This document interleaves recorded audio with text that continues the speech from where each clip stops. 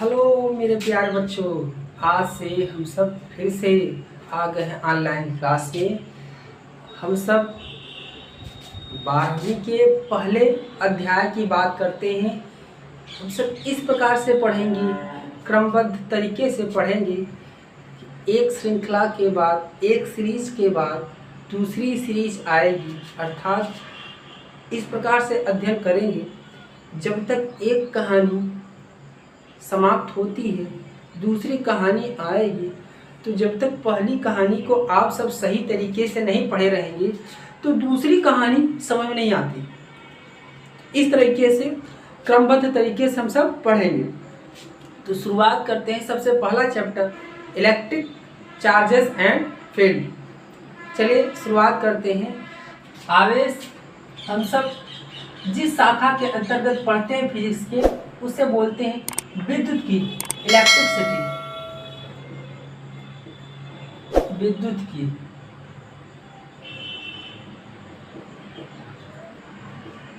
Electricity.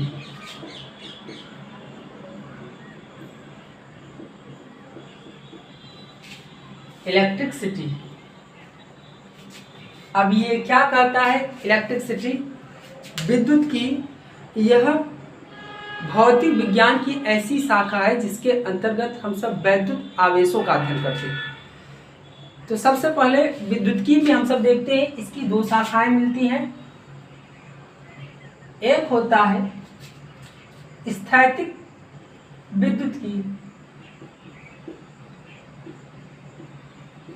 स्थैतिक विद्युतकी। दूसरा होता है गतिक विद्युतकी।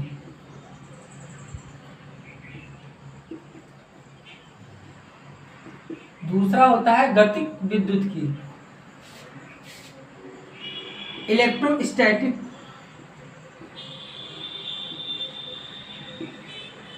And electrodynamic.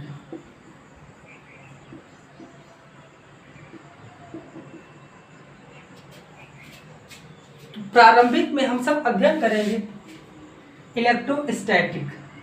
इसमें चार्ज को स्थिर मानकर पढ़ाया जाता है, आवेश को स्थिर मानकर पढ़ाया जाता है। ये क्या रहेगा? रेस्ट में रहेगा।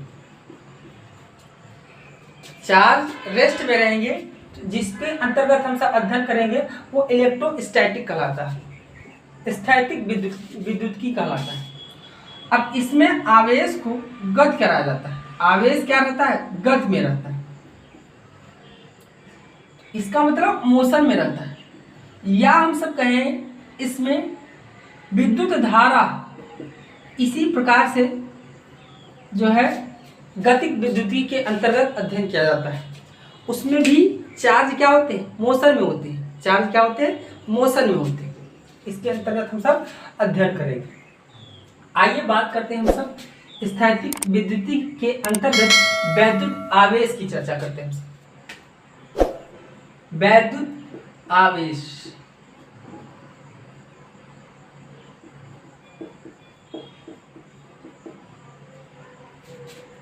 Electric charge.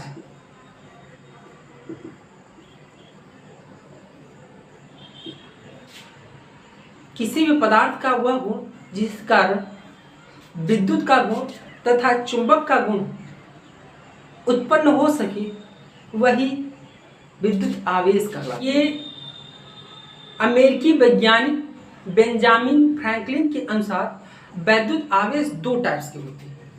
एक को धन आवेश, दूसरे को ऋण आवेश कहा गया। इसके जो दो टाइप्स होते हैं, पहले हम सब बात करते हैं धन आवेश, पॉजिटिव चार्ज। Positive charge. दूसरा होता है ऋण आवेश, नेगेटिव चार्ज।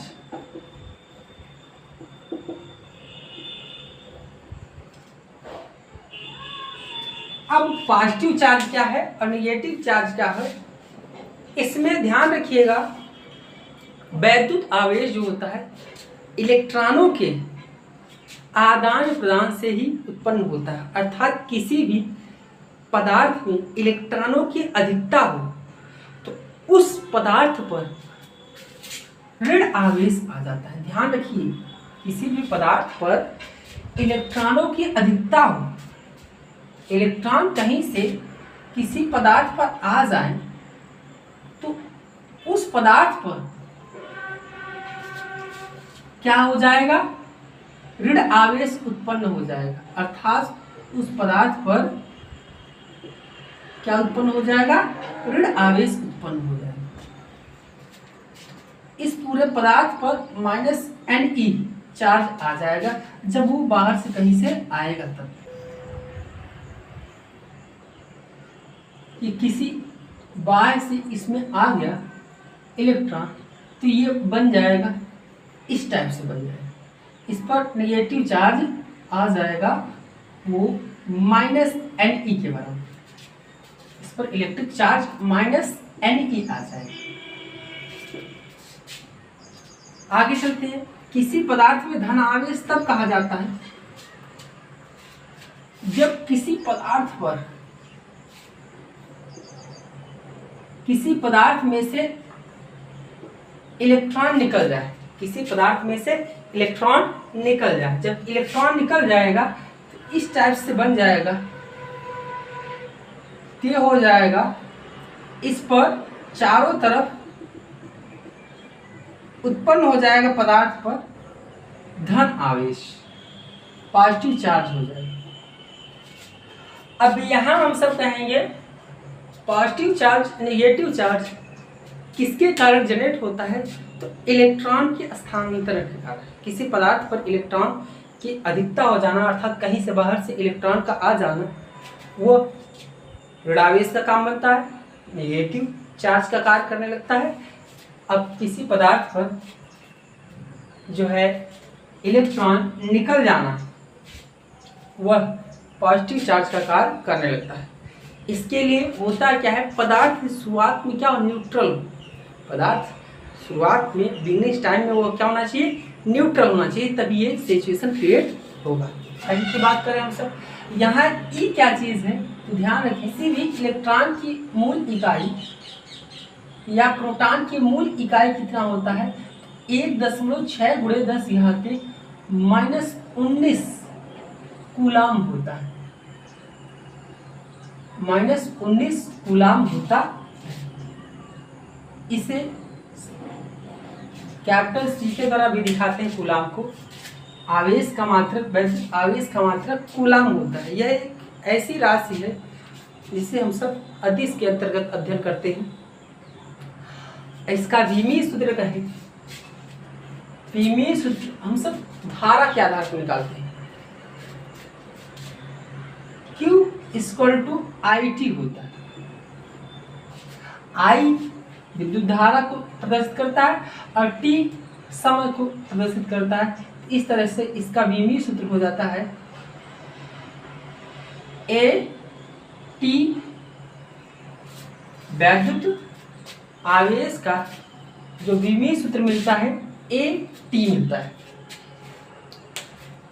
आगे चलते हैं हम सब।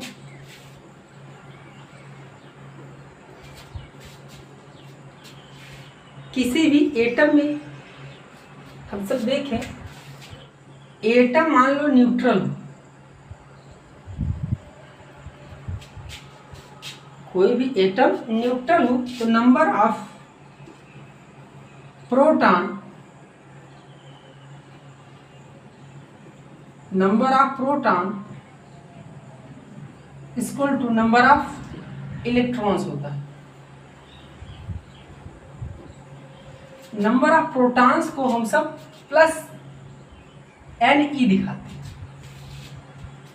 इस पर चार्ज को हम सब नंबर ऑफ प्रोटॉन को +Ne दिखाते हैं, नंबर ऑफ इलेक्ट्रॉन्स को -Ne दिखाते हैं। अर्थात कोई भी चार्ज यदि पॉजिटिव है तो +Ne के द्वारा दिखाया जाता है, और नंबर ऑफ इलेक्ट्रॉन्स है तो -Ne दिखाया जाता है। ई क्या है, फंडामेंटल यूनिट्स है चार्ज का। ई का मान होता है 1.6 इंटू 10⁻⁻19 कूलम।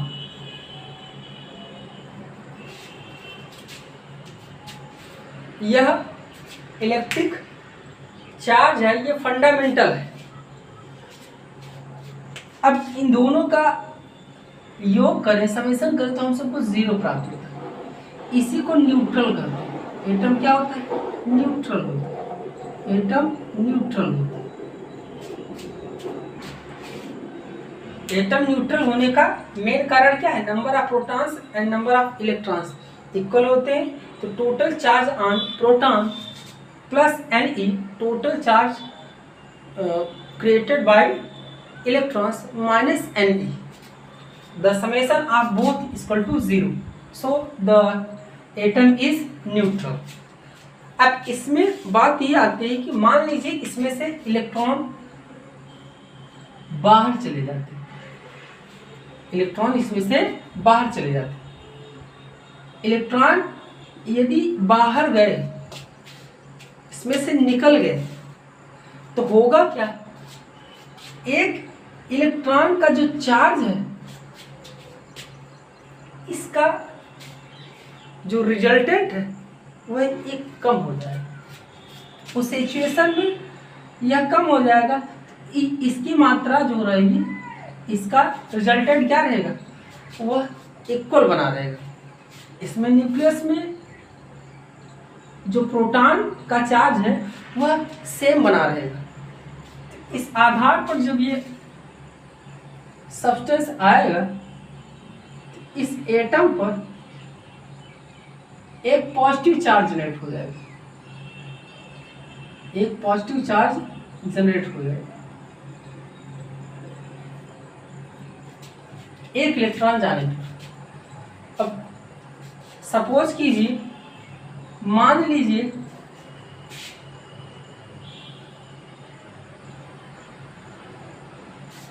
ये कोई एटम है,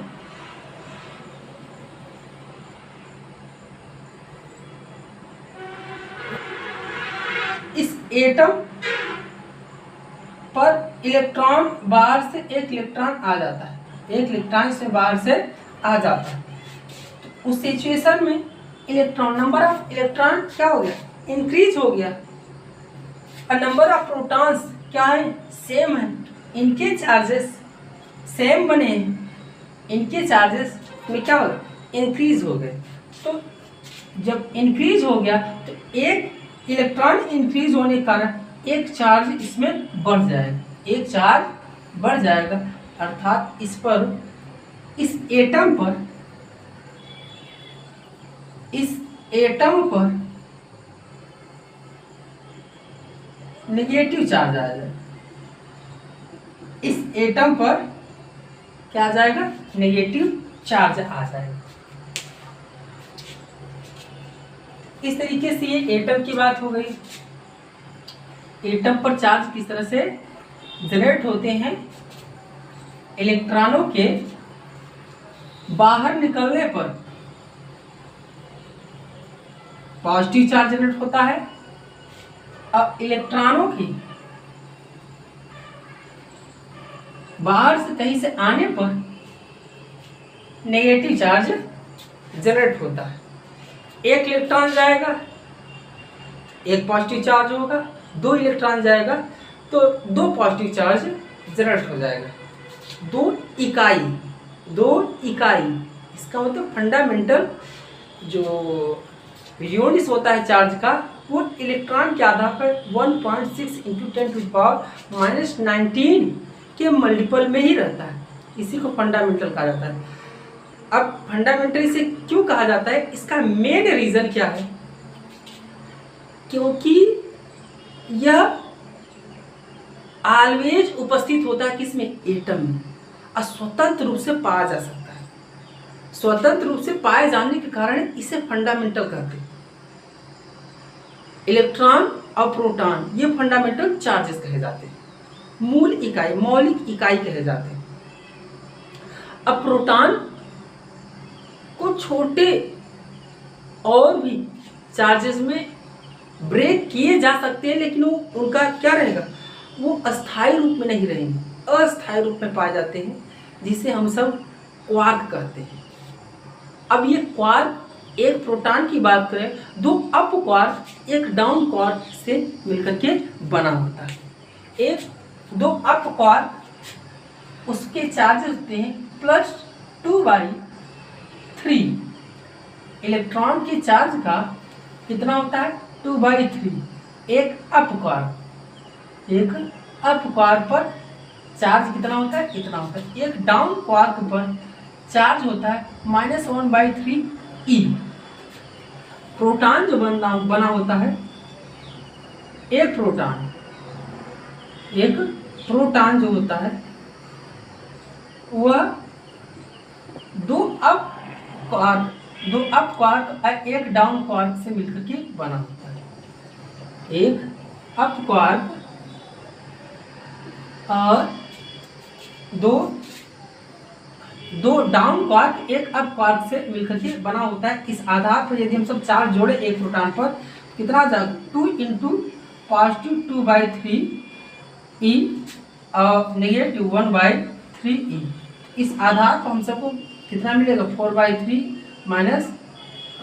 -E/3। कितना आ जाएगा? 3E/3 अर्थात पॉजिटिव E मिला। एक प्रोटॉन पर चार्ज क्या मिल गया? +E के बराबर। +E का अर्थ कितना हो जाएगा? 1.6 × 10⁻⁹ कूलम आ जाएगा।